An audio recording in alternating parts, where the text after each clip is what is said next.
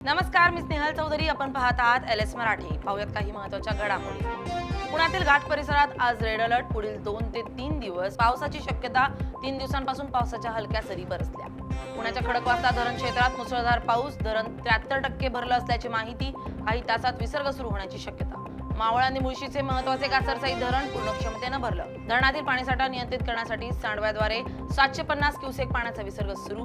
त्यामुळे नदीकाठच्या नागरिकांनी सतर्क राहण्याचं प्रशासनाकडून आवाहन. मावळातील वडीवळे धरण 98.28% भरलं. वाढत्या पावसामुळे धरणातून 3592 क्युसेक वेगाने पाण्याचा विसर्ग सुरू. नदी नाल्याजवळ जाणं टाळावं. प्रशासनाकडून सतर्कतेचं आवाहन. पिंपरी चिंचवडच्या अनेक भागातील तहान भागवणाऱ्या पवना धरणात पावसाची दमदार बॅटिंग. धरणाच्या पाणीसाठ्यात विक्रमी वाढ. पाणी पुरवठ्याच्या दृष्टीनं महत्त्वाची बातमी. मावळमध्ये समाधानकारक पावसामुळे खरीप हंगामातील पिकं जोमात. साळुंबरे गावात वेळेत पेरणी आणि पोषक पावसामुळे सोयाबीनचं पीक बहरलं असून यंदा उत्पादन चांगलं होईल, शेतकऱ्यांना अपेक्षा. पर्यटन नगरी लोणावळ्याला पावसानं झोडपलं. एका दिवसात 138 मिलीमीटर पावसाची नोंद. धबधबे ओसंडून निसर्ग बहरला.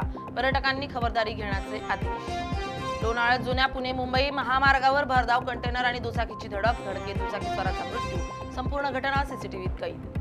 केतन अग्रवाल हत्या प्रकरणात मोठी अपडेट समोर. गुन्हा केल्यानंतर कसा लपवायचा याबाबत आरोपींनी घेतली वेब सिरीज. चित्रपटातून माहिती. संशयाची सुई आपल्याकडे वळू नये म्हणून आरोपींचा आधीच रिसर्च.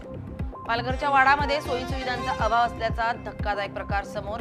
रस्ता नसल्यानं जखमी चिमुकलीला डोलीतून 3 किलोमीटर नेलं. रस्ता नसल्यानं नागरिकांची मोठी गैरसोय. या होत्या काही महत्त्वाच्या घडामोडी. पाहत राहा LS मराठी, सत्याची नवी दिशा.